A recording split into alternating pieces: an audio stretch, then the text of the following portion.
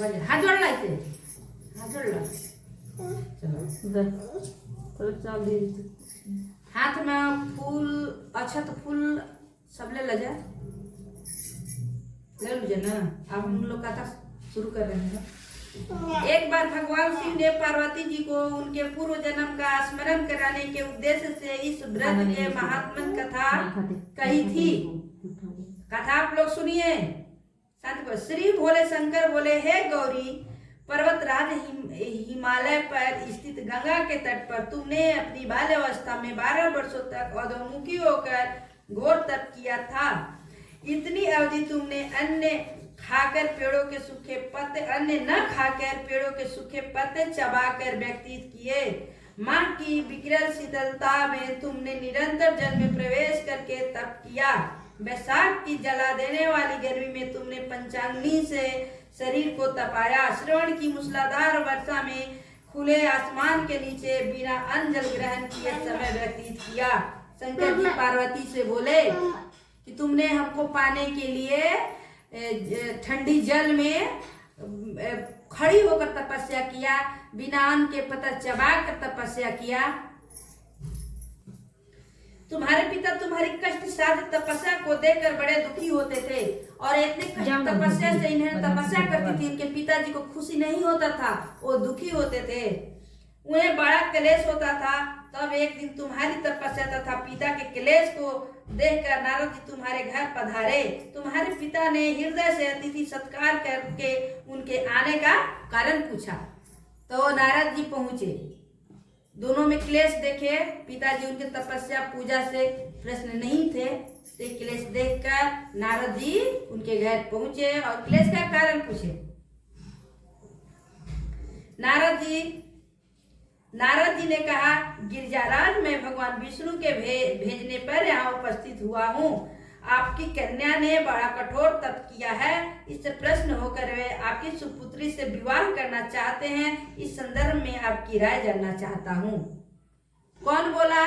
तो ये नारद जी बोले कि आपकी बेटी की कड़ी तपस्या से विष्णु भगवान प्रसन्न हो गए और आपकी बेटी से शादी करना चाहते हैं।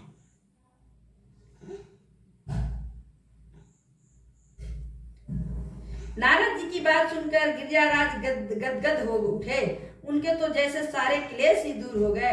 प्रसन्नचित्त होकर वे बोले, श्रीमान, यदि स्वयं विष्णु मेरी कन्या का वरण करना चाहते हैं तो भला मुझे क्या आपत्ति हो सकती है? वे तो साक्षात ब्रह्मा हैं। हे महर्षि, यह तो हर पिता की इच्छा होती है कि उसकी पुत्री सुख संपदा से युक्त पति के घर की लक्ष्मी बने।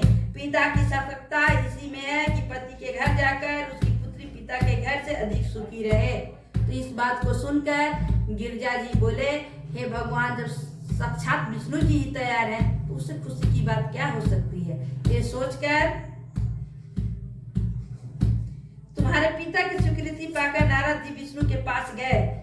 ये शिव जी बोल रहे हैं, पार्वती जी को समझा रहे हैं कि तुम्हारे पिता की स्वीकृति पाकर नारद जी विष्णु के पास गए और उनसे तुम्हारे ब्याह के निश्चित होने का समाचार सुनाया। मगर इस विवाह संबंध की बात जब तुम्हारे कान में पड़ी तो तुम्हारे दुख का ठिकाना न रहा।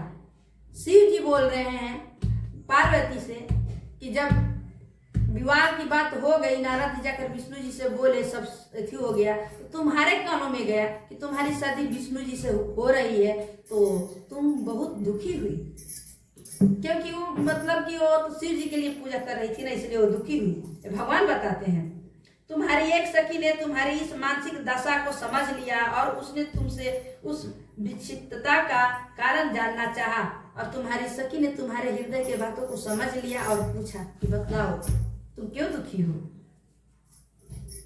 तब तुमने बताया, मैंने सच्चे हृदय से भगवान शिव शंकर का वरण किया है, किंतु मेरे पिता ने मेरी विवाह विष्णु जी से निश्चित कर दिया। मैं विचित्र धर्म संकट में हूँ, अब क्या करूँ? प्राण छोड़ देने के अतिरिक्त अब कोई भी उपाय शेष नहीं बचा है। तुम्हारी सखी बड़ी ही समझदार और सूझबूझ वाली थी। तब उसने बताया, पार्वती बोली कि देखिए, मैं तन मन धन से मैंने जो भी पूजा याचना की शिव जी के लिए की, क्योंकि मैं शिव जी से बहुत प्यार करती हूँ और मुझे शिव जी ही चाहिए। अब मैं धर्म संकट में पड़ गई हूँ कि मेरी शादी विष्णु जी से तय कर दी गई है, मैं क्या करूँ? अब मेरा मन कर रहा है कि मैं प्राण को त्याग दूं। तो उनकी सहेली तेज थी, समझ गई उनके भावना को। उसने कहा, सखी प्राण त्यागने का इसमें कारण ही क्या है? संकट के मौके पर धैर्य से काम लेना चाहिए। नारी के जीवन की सार्थकता इसी में है कि पति रूप में हृदय से जिसे एक बार स्वीकार कर लिया, जीवन पर्यंत उसी से निर्वाह करे। सच्ची आस्था और एक निष्ठा के समक्ष तो ईश्वर को भी समर्पण करना पड़ता है। मैं तुम्हें घनघोर जंगल में ले चलती हूँ, जो साधन स्थली भी हो, और जहाँ तुम्हारे पिता तुम्हें खोज भी न पाए, वहाँ तुम साधना में लीन हो जाना। मुझे विश्वास है कि ईश्वर अवश्य ही तुम्हारी सहायता करेंगे। तब वो सहेली उनकी सिखाई, प्राण त्यागने से कोई फायदा नहीं है, और जिसको औरत एक बार पति मान लेती है, सिर्फ उसी को पति मानती है, और आस्था यही कहता है। इसलिए जान त्यागने की कोई जरूरत नहीं है। चलो मैं आपको ऐसे घनघोर जंगल में ले जाती हूँ जहाँ खाने पीने साधना का साधन हो, हर चीज का साधन हो, और तुम्हारे पिताजी वहां खोज भी नहीं पाएंगे, और वहां घोर तपस्या करने से प्रभु जिनको तुम चाहती हो वो तुम्हारी जरूर मदद करेंगे। तुमने ऐसा ही किया, तुम्हारे पिता तुम्हें घर पर न पाकर बड़े दुखी तथा चिंतित हुए। वे सोचने लगे कि तुम जाने कहाँ चली गई। मैं विष्णु जी से उसका विवाह करने का प्रण कर चुका हूँ। यदि भगवान विष्णु बारात लेकर आ गए और कन्या घर पर नहीं हुई तो बड़ा अपमान होगा। मैं तो कहीं मुंह दिखाने के योग्य भी नहीं रहूंगा। यही सब सोचकर गिरिराज ने जोर शोर से तुम्हारी खोज शुरू करवाई। अब वो अपने बेटी को देखे कि नहीं है, विष्णु जी से शादी तय कर दिए, तो बहुत चिंतित हुए कि विष्णु जी बारात लेकर आएंगे तो अब घोर अपमान होगा, मैं क्या जवाब दूंगा, मेरी बेटी कहाँ है। ये सोचकर गिरिराज ने बहुत हर तरफ लगा दिया सेनापति और खोजने लगे अपनी बच्ची को। इधर तुम्हारी खोज होती रही और उधर तुम अपनी सखी के साथ नदी के तट पर एक गुफा में मेरी आराधना में लीन थी।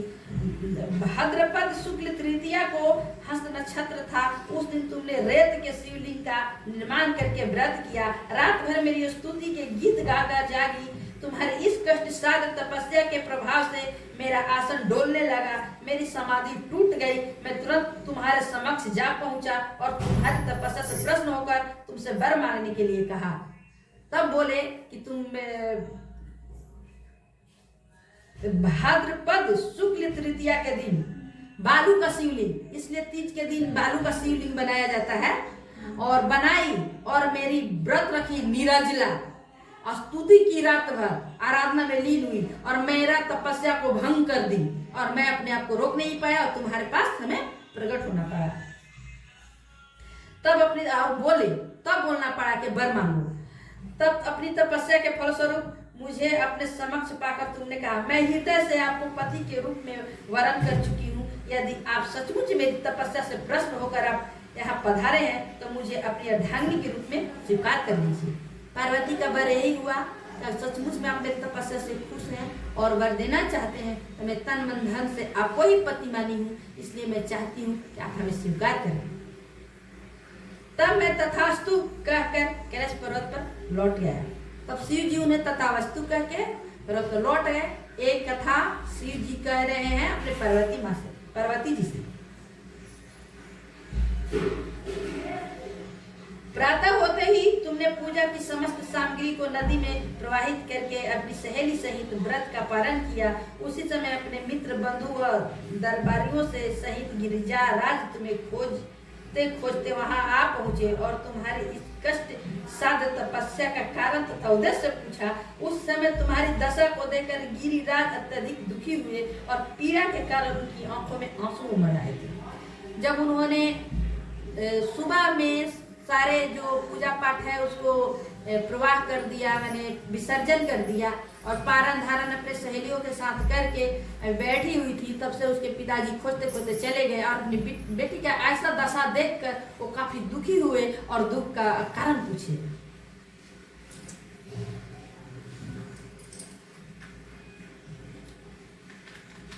तुमने उनके आंसू पोंछते हुए विनम्र स्वर में कहा, पिताजी मैंने अपने जीवन का अधिकांश समय कठोर तपस्या में बिताया है। मेरी इस तपस्या का उद्देश्य केवल यही था कि मैं महादेव को पति के रूप में पाना चाहती थी। आज मैं अपनी तपस्या की कसौटी पर खरी उतर चुकी हूँ। आप क्योंकि विष्णु जी से मेरा विवाह करने का निर्णय ले चुके थे, इसलिए मैं अपने आराध्य की खोज में घर छोड़कर चली आई। अब मैं आपके साथ इसी शर्त पर घर जाऊंगी कि आप मेरा विवाह विष्णु जी से न करके महादेव जी से करेंगे। तब लड़की ने अपना सारा बात बताया। मैं पिताजी में शुरू से ही महादेव को चाहती थी, उनके लिए मैं बहुत तपस्या की और मैं इसी शर्त पे आपके पास चलूंगी कि हमें महादेव जी से शादी करना है। गिरिराज मान गए और तुम्हें घर ले गए। कुछ समय के पश्चात शास्त्रों के विधि विधान पूर्वक उन्होंने हम दोनों का विवाह सूत्र में बांध दिया। और गिरिराज अपने बेटी के बात को माने और जाने के बाद महादेव जी के साथ पार्वती का शादी कर दिए।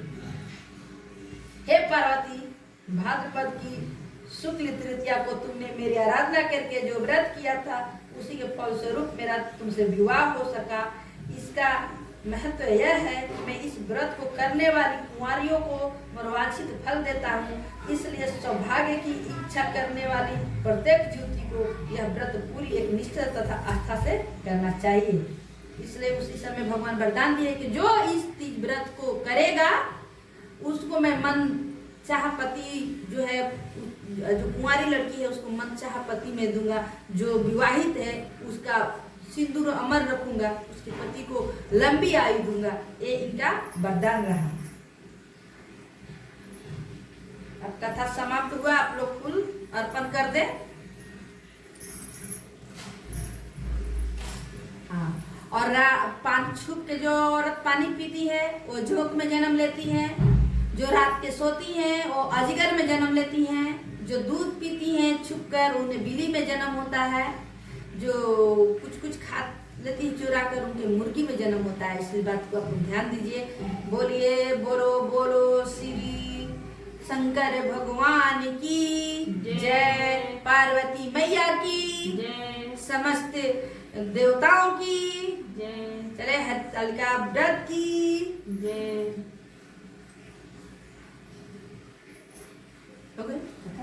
अब बढ़िया भाई ना।